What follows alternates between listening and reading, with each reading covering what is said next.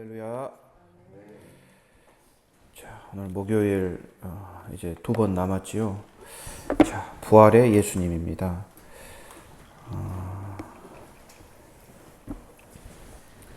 이 복음서의 이 예수님은 또 서신서에서 잘 설명하죠. 특별히 십자가, 그 다음에 부활, 사도 바울이 그 성령의 힘을 입어 잘 해석해 놓은 장과 구절들이 많이 있습니다. 특별히 부활은 고린도전서 15장이 유명합니다. 제가 몇 구절만 소개하겠습니다. 성경대로 그리스도께서 우리 죄를 위하여 죽으셨다, 장사 지내셨다. 성경대로. 또 성경대로 사흘 만에 다시 살아나셨습니다. 말씀대로 이루어졌다. 즉 하나님의 뜻대로, 하나님이 정하신 대로 이루어지었다. 그 다음 게바에게 보이시고 12제자에게 또 500여 형제에게 보이셨나니 부활을 목격한 수많은 증인이 있다는 겁니다. 맨 나중 만삭되지 못하여 난 자 같은 나 같은 자에게도 보이셨도다. 바울은 직접적인 목격을 하지는 못했죠. 그렇다면 어떻게 예수님을 보았을까요? 어떻게 예수님이 바울에게 나타나셨습니까? 바울은 부활의 주님을 육신으로는 직접 보지 못했지만 그의 영혼은 주님을 목격했지요. 바로 성령 체험을 통해서 예수 부활을 확인하고 확신하였습니다. 죽은 자의 부활이 없다면 그리스도도 다시 살아나지 못하셨으리라. 만일 그리스도께서 다시 살지 못하였다면 여러분이 믿는 믿음도 헛된 것입니다. 바울은 이렇게 가르치죠. 예수님께서 죽은 자의 첫 열매가 되셨기 때문에, 첫 번째 케이스가 되셨기 때문에 한 사람으로 사망이 말미암고 또한 한 사람으로 죽음도 부활도 말미암았다. 그리스도 안에서 생명을 얻는다. 이렇게 15장에 가르치고 있습니다. 부활은 역사적 사실이죠.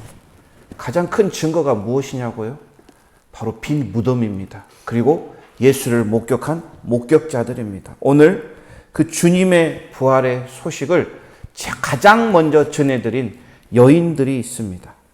첫 부활의 증거자들. 이 여인들을 한번 보십시오. 1절 향품을 준비하죠. 무덤에 갔습니다. 2절에 깜짝 놀라죠. 3절에 가보니까 시체를 찾을 수 없어서 4절 근심하고 있습니다. 이 근심이란 단어, 이것은 궁금하다 뜻이에요. 궁금한데 어떻게 됩니까? 의혹스럽죠. 어디 갔을까? 누가 가져간 것 아닐까? 그 다음 의심합니다. 이 병사들이 치웠나? 그리고 당황하죠. 예수를 잘 장례하려고 준비해 왔는데 예수를 찾지 못합니다. 대부분의 사람들이 예수의 부활을 들을 때 겪는 반응은 바로 당혹하죠. 당혹하다, 의심스럽다, 의혹한다. 두 번째, 이 여자들은 천사를 만나죠. 자, 5절에 보십시오. 여자들이 두려워 얼굴을 땅에 댑니다. 이 두려움, 절대적인 하나님을 만날 때 우리가 얻는 바로 그 두려움입니다. 이것을 우리는 경외라고 하죠. 거룩한 두려움. 말로는 어떻게 설명할 수 없습니다. 이 하나님의 그 절대적인 존재, 하나님이 나에게 임재하셨다, 하나님이 현존하시다는 사실을 내가 깨닫게 된다? 그러면 땅에 엎드릴 수밖에 없는, 얼굴을 땅에 댈 수밖에 없는 굉장히 신비로운 그런 감정이지요. 두렵고 떨리는 그런 특별한 경험. 주님은 우리에게 이렇게 찾아오십니다. 나에게 이렇게 임하실 수도 있지요. 그래서 준비하고 반응해야 됩니다. 7절을 한번 읽어보겠습니다. 7절 시작. 이르시기를 인자가 죄인의 손에 넘겨져 십자가에 못 박히고 제3일에 다시 살아나야 하리라 하셨느니라 한데 그들이 예수의 말씀을 기억했습니다. 6절에 기억해봐라. 천사가 말씀을 기억해봐라. 무엇을? 예수님의 말씀을 기억해봐라. 믿음은 들음에서 나는 거죠. 들음은 예수 그리스도의 말씀으로 말미암았습니다. 말씀을 듣고 기억할 수 있는 것은 성도의 축복입니다. 부활의 증인은 어떤 사람입니까? 주님의 말씀을 날마다 가까이 하고 주신 말씀을 기억하며 사는 것. 이게 부활 성도의 모습이지요. 말씀이 기억나니 어떤 현상이 벌어집니까? 9절에 달려갑니다. 달려가서 모든 사람에게 알리기 시작하죠. 10절에 자기가 만난 사람들, 특별히 예수님의 제자들에게 가서 그 사실을 증거합니다. 알린다, 부활을 증거한단 말이죠. 자신이 경험한 것, 자신이 믿는 것 그대로 전해주는 것입니다. 예수 부활의 기쁜 소식을 처음 알린 이 여인들, 적극적으로 뛰어가 기쁜 소식을 선포했다. 왜 여인들이었을까? 여성들이 남자보다 언어가 훨씬 더 발달되었죠. 효율적이니, 정확하게 전달할 수 있으니. 특별한 경험, 이 천사를 통하여 예수님의 말씀을 기억하였으니 이 예수의 부활이 믿겨지기 시작했다는 거죠. 남자들은 어떻습니까? 11절 허탄한 듯이 들려 믿지 아니한다. 거짓처럼 들렸습니다. 남자들이 그렇습니다. 쉽게 믿지 않습니다. 도마를 보십시오. 의심하지 않습니까? 다 봤다고 그러는데, 다 만났다고 그러는데 자신은 직접 만져봐야 믿겠답니다. 베드로와 요한 12절에 일어나 그 소식을 듣고 달려갑니다. 무덤으로 달려갔는데 확인해 보려고 가보니까 진짜 안 계십니다. 놀랍게 여기며 돌아갔다. 이 단어가 재밌습니다. 놀랍게 여기며 돌아갔다. 이거는 믿어 못 믿어입니다. 진짜일까? 아니면 가짜일까? 의심도 들어있고 믿음도 들어있고, 맞아, 진짜 부활하셨어 라는 마음도 들어있고, 어디 가셨지? 의혹도 들어있고. 쉽지 않죠. 부활의 증인이 된다는 것. 이게 핵심인데 그것이 정말 쉽지는 않습니다. 남들 앞에 서서 예수 부활을 증거한다는 것이 어려운 일입니다. 그렇기 때문에 주님께서 우리에게 성령을 보내주신 것이죠. 부활 증인 되라고, 지상명령 성취하라고 성령을 우리에게 주셨습니다. 그래서 성령이 임하면 어떻게 됩니까? 권능을 받습니다. 부활 증거할 힘을 얻습니다. 예루살렘, 유대, 사마리아 땅끝, 내가 어딜 가든지 누굴 만나든지 성령을 통하여 부활 증인이 될 수가 있습니다. 이 증인은 그냥 단순히 보고 들은 걸 이야기하는 그 정도의 증인이 아닙니다. 순교적인 증인, 정말 목숨까지 내어놓을 수 있는 그런 증인을 말하죠. 반드시 성령님이 우리를 도와주시죠. 순종만 하면 됩니다. 예수가 부활하셨습니다. 믿고 전하는 자에게는 놀라운 축복이 임할 것입니다. 이 여인들 또 누가 나오냐면 이제 13절부터는 이 유명한 엠마오로 가는 두 제자의 이야기가 나오죠. 신비한 이야기입니다.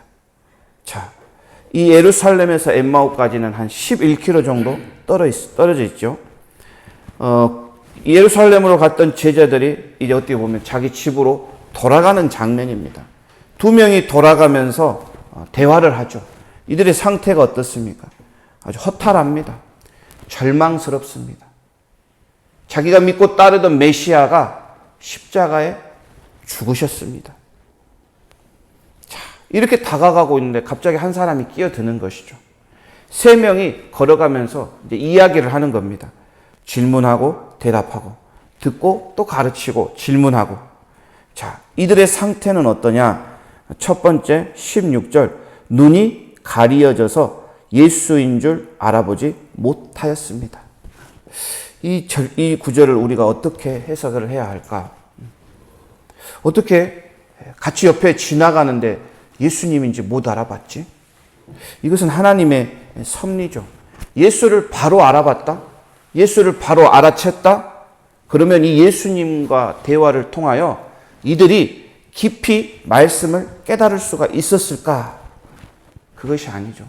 예수님이 이들 마음 가운데 있는 말씀을 기억나게 하기 위해, 온전히 가르치기 위해 하나님께서 이 제자들의 눈을 가리웠다는 거죠.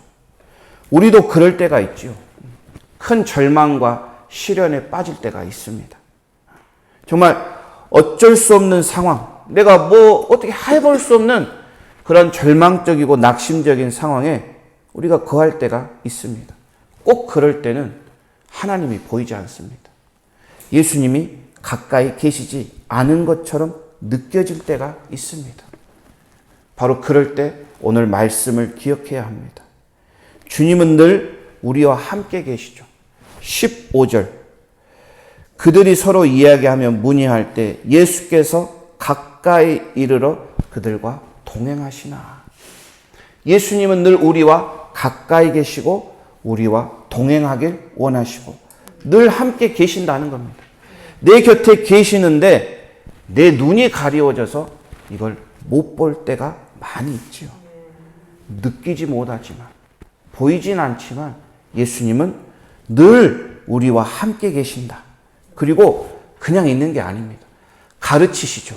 말씀으로 가르치십니다. 이 가르침이 이 제자들과의 대화 가운데 나타나죠. 이들이 무슨 이야기를 합니까? 주인공 예수님이 직접 경험한 일을 자신들이 주고받습니다.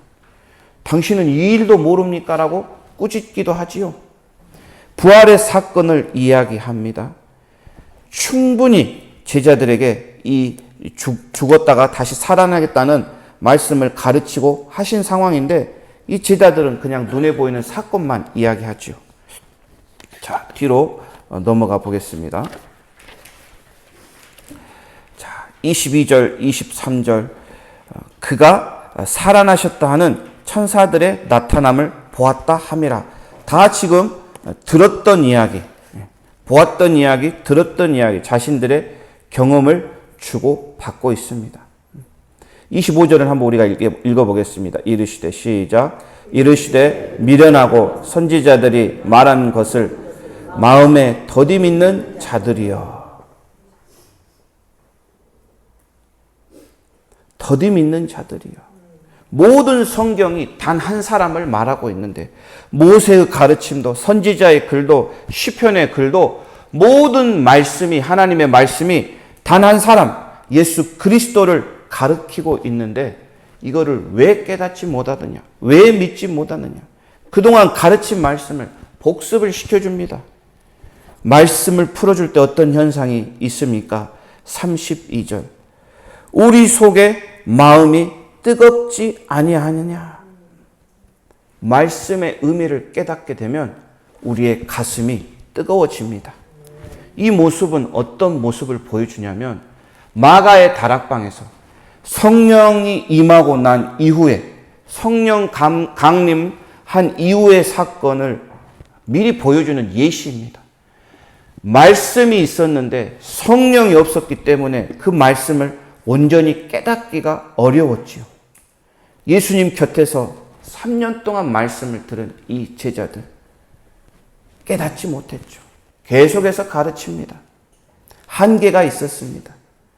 핵심은 성령이 빠져있기 때문이죠. 십자가를 온전하게 깨닫지 못한 겁니다. 하지만 성령 있고 난 이후에 제자들은 180도 달라졌죠. 말씀이 깨닫기 시작하면서 이때는 사도행전을 써 내려가고 있지요. 바로 성령의 핵심입니다. 말씀을 깨닫게 하고 이해하게 합니다. 말씀을 통해서 우리에게 능력을 베풀어 주시는 분이시죠. 부활 증거할 사명도 성령이 주십니다. 그 사명을 감당할 힘도 지혜도 능력도 물질도 성령이 주시는 것입니다. 성령이 말씀을 우리에게 풀어줄 때 우리 마음이 뜨거워지기를 원합니다. 말씀을 기억나게 하시고 또 이 말씀에 순종하며 살아가도록 도와주세요. 이렇게 기도하지요. 자, 이 제자들 이 말씀을 듣고 눈이 드디어 밝아졌습니다. 예수님이 떡을 떼어주셨죠. 자, 강권에서 우리 집에 같이 거하자고 말씀하실 때 30절입니다. 떡을 가지고 축사하고 떼어 그들에게 주시니 그들이 눈이 밝아져 예수인 줄을 알았더라. 알아보았다. 눈이 떠졌다는 것은 예수를 그냥 육체적인 눈으로 목격했을 뿐 아니라 그분의 말씀을 완전히 이해했다는 의미입니다.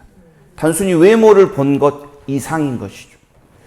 떡을 먹을 때 바로 성찬이죠. 주님을 기념할 때 우리는 부활의 주님, 그분의 임재를 경험하는 것입니다. 제자들이 눈이 밝아졌지만 보이지 않았습니다. 예수는 사라졌습니다. 예수님의 형체는 사라졌지만 그분의 말씀은 제자들 마음 가운데 남아 있습니다. 눈에 보이는 것이 전부가 아니죠. 전파도 눈에 안 보이고 공기도 눈에 안 보이지만 우리가 TV를 켜고 숨을 쉬면 알 수 있듯이 정말 중요한 것이 바로 눈에 보이는 것보다 보이지 않는 것이죠. 예수님도 그렇습니다. 그렇게 찾을 때는 또 안 보이는 것 같습니다. 하나님도 정말 필요할 때는 멀리 계시는 것 같습니다. 그런데 사실 주님은 누구보다 우리와 가장 가까이 계시죠. 임마누엘 하나님, 내가 너희와 항상 함께 하시리라 말씀하셨습니다. 자, 33절 이제 식사를 마치고 이 제자들이 어떻게 합니까? 잠을 자야 되는데 잠을 자지 않습니다. 다시 예루살렘으로 돌아갑니다. 예루살렘을 떠날 때는 절망과 낙심의 발걸음이었지만 이제 이 돌아가는 길은 무엇입니까? 희망과 소망의 발걸음, 부활 증인의 발걸음입니다. 본 것과 깨달은 것과 경험한 것과 기억나는 것을 다시 전하러 가르치러 예루살렘으로 돌아갑니다. 오늘 이 누가복음 24장 여인들과 엠마오로 가는 이 두 제자 결국 부활을 증거합니다. 이제 우리의 차례죠. 예수 부활을 증거해야 할 사명이 바로 우리에게 있습니다. 말씀을 기억하고 말씀이 풀어지고 마음이 뜨거워지고 성령이 임하고 결국 예수 부활을 증거하는 것. 성령이 도와주십니다. 내 주변 예수를 모르는 자에게 우리 부활의 예수를 증거하는 저희들이 되었으면 합니다. 함께 기도하겠습니다. 주님 감사합니다. 오늘 또 주님의 은혜 아래 하루의 첫 시간을 주님께 드리려고 주님 앞에 나왔습니다. 주님, 우리의 모습과 우리의 마음을 받아 주시옵소서. 특별히 부활하신 예수, 이 예수를 증거한 여인들과 두 제자를 보았습니다. 말씀이 기억나지 않아, 가르침이 생각나지 않아, 그냥 눈에 보이는 현상만 따라가다가 낙심하고 근심했던 이 여인들과 이 제자들, 주님을 만나니, 주님의 말씀을 기억하니, 주님의 말씀을 깨달으니 예수 부활이 나의 부활이 되었습니다. 그 부활을 통하여 생명을 얻게 되었습니다. 이제는 우리의 차례입니다. 주님, 저희들도 말씀을 깨닫기 원합니다. 주님이 가르치신 말씀이 기억나기를 원합니다. 이 말씀을 통하여 우리에게 성령이 충만하기를 원합니다. 성령을 통하여 이제 부활이 내게 믿어지고 내 삶의 목적이 되고 이 삶의 증거가 될 수 있도록 축복하여 주시옵소서. 부활 사명 감당하는 교회와 학교 되도록 인도하여 주시옵소서. 예수가 보이지 않을 때, 느껴지지 않을 때, 낙심과 절망 가운데 있을지라도 그 누구보다 가장 내 곁에 계신 우리 주님, 임마누엘 하나님 기억하면서 오늘 또 그 주님 붙잡으러 나왔사오니 항상 너희와 함께 있으리라는 말씀을 이루시옵소서. 주님이 나와 함께 하시기 때문에 오늘 하루도 기쁨으로 살아가길 원합니다. 복된 하루 되기를 원합니다. 말씀이 깨달아지며 마음이 뜨거워지는 기쁜 하루 되도록 축복하여 주시옵소서. 오늘 하루도 주님께 온전히 맡겨드리며 살아계신 예수님의 이름으로 간절히 기도드립니다. 아멘.